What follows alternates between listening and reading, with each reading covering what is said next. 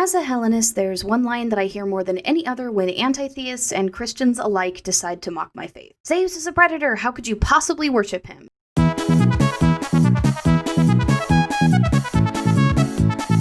Well, I wish I could just direct them to numerous videos and articles done by various pagans on rejections of mythic literalism, but we live in a Christian hegemonic society and Christians are mythic literalists, so here we are.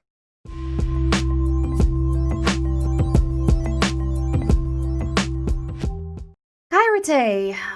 What a huge project. Yet another rabbit hole of research. Feminist discourse in particular has had a recent explosion of work on the Greek epics, in part because they're so readily accessible. Most of us have read them in high school or college, along with selections of ancient Greek plays and stories deemed to be culturally significant in the modern day. This is useful for determining the roots of some of the misogyny we see in the modern day, and in that regard, it's definitely a useful endeavor. I'm not going to downplay the incredible work that has been done in this field. However, when one looks at the reasons why a person may choose to worship ancient gods, this is where things start to get murky. Of course, the deeper you get into mythology, pardon my pun, the more unsavory stuff comes out. I'm not going to deny that what happened to many women in mythology would be considered assault by modern standards if we took the stories literally. It absolutely would. Nor am I going to deny the misogynistic culture these stories emerge from. In fact, later on in this video, I'm going to delve deeper into various sources of ancient Greek thought on the matter. And I'm certainly not going to minimize assault as a source of trauma for victims worldwide or excuse these attitudes. I'm an assault victim myself. I know how traumatizing this stuff is.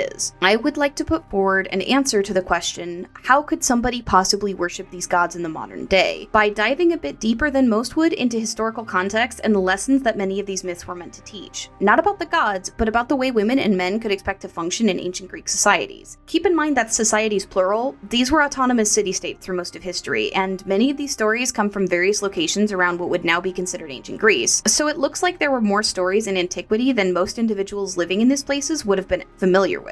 Hindsight is 2020. We can see them all, or at least the ones that survived, but the ancients likely only knew a few, and we have evidence they didn't take them literally either. We'll get there. One last bit before we get started.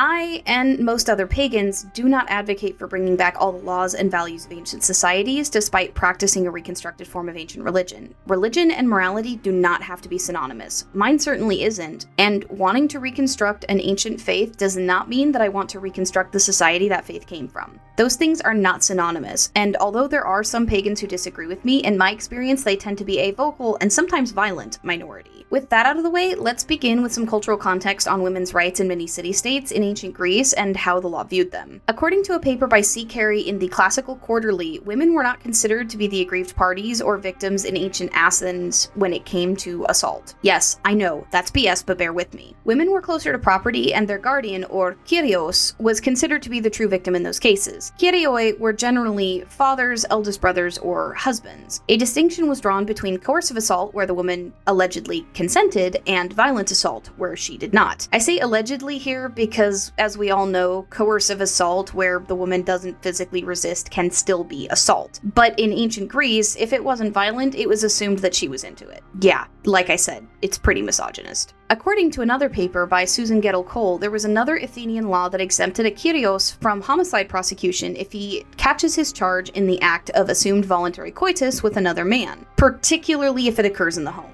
The term for coercive or voluntary intercourse outside of marriage, moikeia, is distinguished in the law from the terms for forcible intercourse. Coercive assault carried with it a potential death sentence for the assailant. Violent assault carried with it a punishment of punitive damages to the kyrios. She cites Eupheletus for elucidation on the matter. He argues that the law exacts a greater punishment for the moikos because the use of persuasion corrupts a woman and casts doubts on the paternity of the husband's children, whereas a violent assault makes it clear that she was not a willing victim. Have we seen that in the modern day? Where women convicted of moikeia would be barred from religious participation and no longer allowed to live in their husbands' homes, victims of violent assault would be considered shamed but in no way punished, and their families were also considered shamed. Keep in mind, family relations, or oikos relations, were significantly more important than individuals at this time. According to the same paper, a legal distinction was also drawn in Crete, but there isn't as much evidence for it in most other Greek city-states, apart from Sparta, which had much more robust women's rights, and I'm not going to get too deep into them here. Heavy stuff.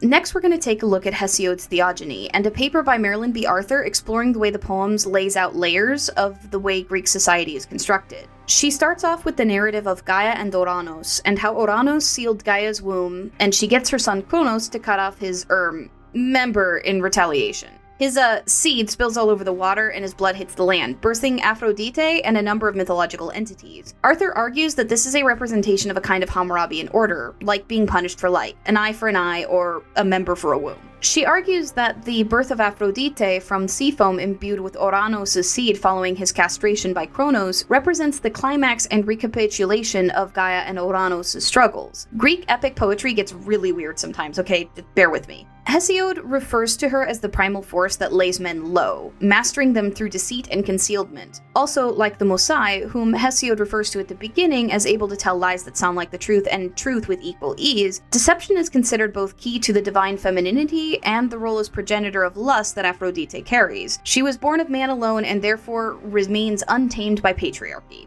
What's interesting here is that according to the same paper, Aphrodite was considered to be Athena's opposite. Both were born of men, but where Athena was born of Zeus's victory over fate, Aphrodite was born of Ouranos' defeat. Athena was born of Zeus's head later in the story after he devours his wife Metis while she's pregnant in order to subvert a prophecy where Metis' progeny would surpass Zeus. Aphrodite, on the other hand, was born from below, a symbol of how Ouranos' lust destroyed him. I promise we'll get into the predator stuff, please stick with me, there's a lot to go through. So, Kronos then devours all of his kids, and Rhea convinces her mother Gaia to hide Zeus away to put a stop to it. Arthur argues that this puts Rhea, despite being the divine feminine, in the role of daughter in Greek society, taming the wildness of Aphrodite where Rhea is concerned and stripping some of her power. She also notes that all the daughters of Zeus are virginal, meaning unmarried in this context, which further weakens their power. After Rhea gives Kronos a stone, which he thinks is Zeus, and Zeus grows up, he beats his father into submission, and his father is forced to give back what he's stolen by vomiting up all of his siblings. This, she argues, shows Zeus's divine rule was established by replacing direct revenge with a system of justice and reciprocity. Gift-giving, equivalent exchange, etc.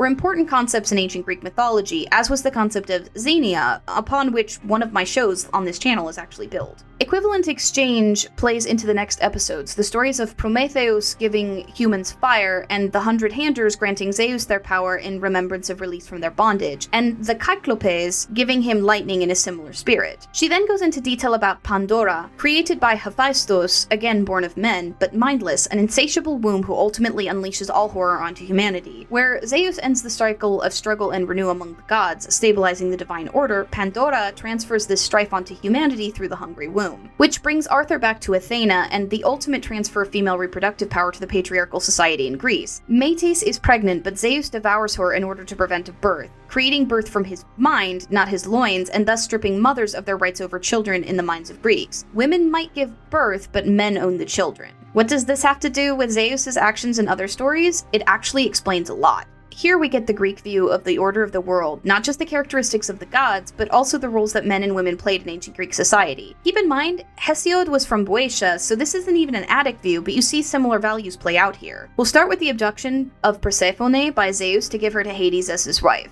Oh, you thought that Hades did that himself? Yeah, we were all taught that in high school, but it's wrong. A paper in the Harvard Theological Review by Bruce Lincoln explores this myth and its many iterations in depth. Despite Demetra's objections, it's clear that Zeus had planned this out and took Persephone, then called Kore, which means maiden, to the underworld. Hades forced himself on her, and her name changes to Persephone because she's no longer Kore, or maiden, so her old name has no more meaning, a literal transformation of identity. The author argues that in ancient Greek society, this forceful act was seen as the initiation into womanhood, for the bleeding was seen as necessary to spark menstruation and eventually childbearing. This story enforces the male power over children in the same vein as the above mythology, adding a layered element of indoctrination into male control. Demetra, not having it, throws a fit and causes the earth to stop producing food for mortals, which even Zeus can't stand. After she refuses his messengers, he allows Persephone to rejoin society partially on the condition that she still remain married. Some authors, according to Lincoln, even add an extra layer onto the story, emphasizing that this is when Demetra taught the secrets of agriculture to humanity, thus progressing humans from hunter-gatherer to an agrarian civilization.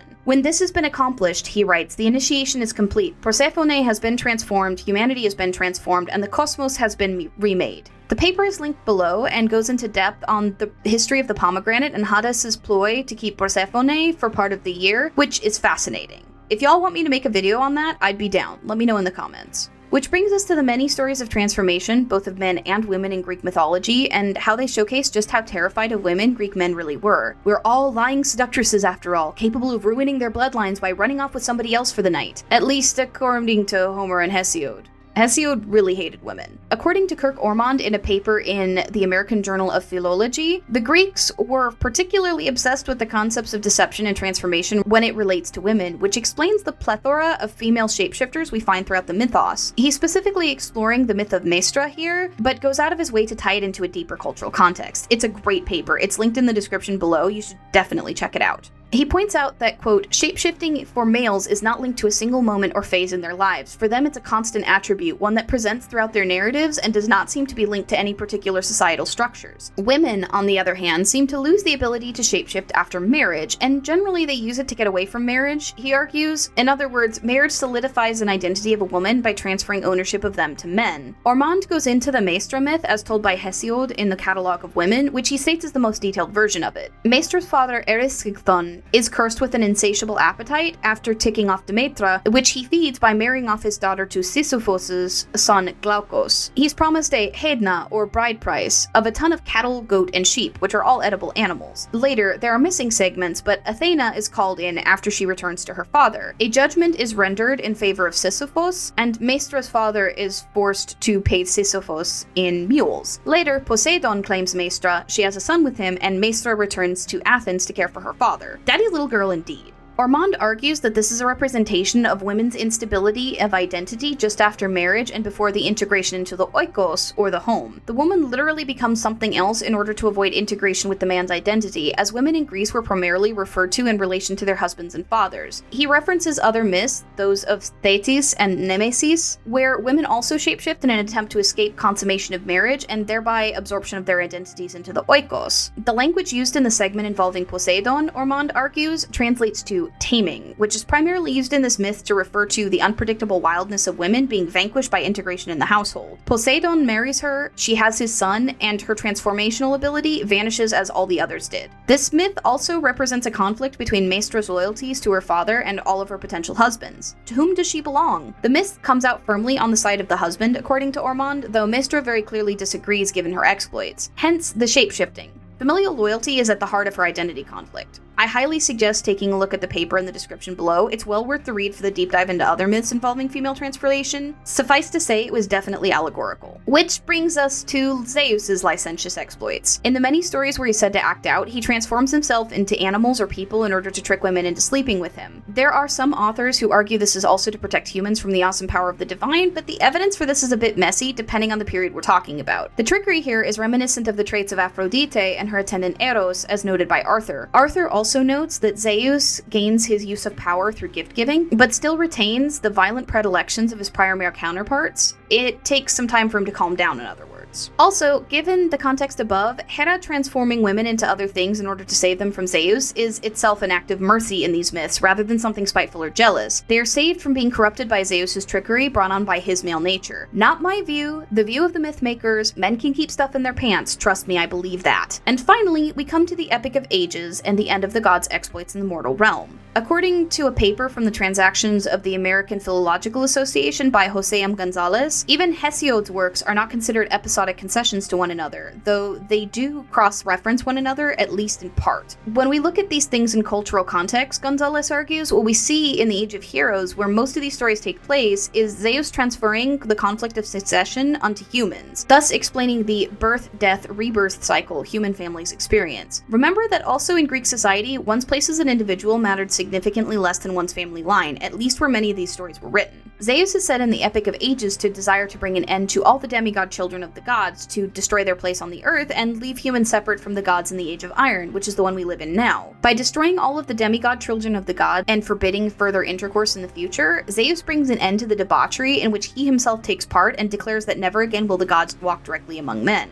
So where am I going with all of this? I think that I've made a pretty strong case that all of these stories, although they do show some of the gods' attributes and where they were said to originate from, were meant more as teaching tools and explanatory mechanisms for the way Greek society functions. In other words, although there are truths about the gods revealed in them, ultimately these stories are more about us and what differentiates us from the gods, as well as why our society is said to be as it is. Which brings me back to the opening question: how can I worship such violent deities? Given that these myths were written within cultural context to explain cultural phenomena by people who could only understand the inspiration that potentially came from divine sources through the eyes of that culture, I think it's safe to say that these stories aren't literally true. The gods didn't literally do these things, meaning that the answer is no, Zeus isn't a predator, but Greek culture portrayed him that way due to their own understanding of their culture and how men and women related to one another. I can grant that these myths were divinely inspired without agreeing that the divine inspiration is somehow infallible or ineffable. As far as I can tell, when a divine being inspires a person, what they get is some kind of message about the nature of that being, which the person then translates into ideas they can understand. A message about Zeus being the divine ruler of the gods translates to stories about Zeus doing things that the patriarchal heads of houses in ancient Greece did. It doesn't mean he did those things, only that the culture the poets resided in saw these as the things heads of homes did. This is part of why distinguishing mythology and story from morals and society is so important. Mythology can teach us some things about the gods, that Zeus is divine ruler, that Aphrodite has aspects of madness in her rulership, that Athena's wisdom springs from a union of masculine and feminine, but it cannot teach us more than our own cultural understanding will allow. And when we look at it through a modern lens, we must exegete within cultural context rather than eisegeting with our modern biases. The ancient Greeks promoted predatory behavior, not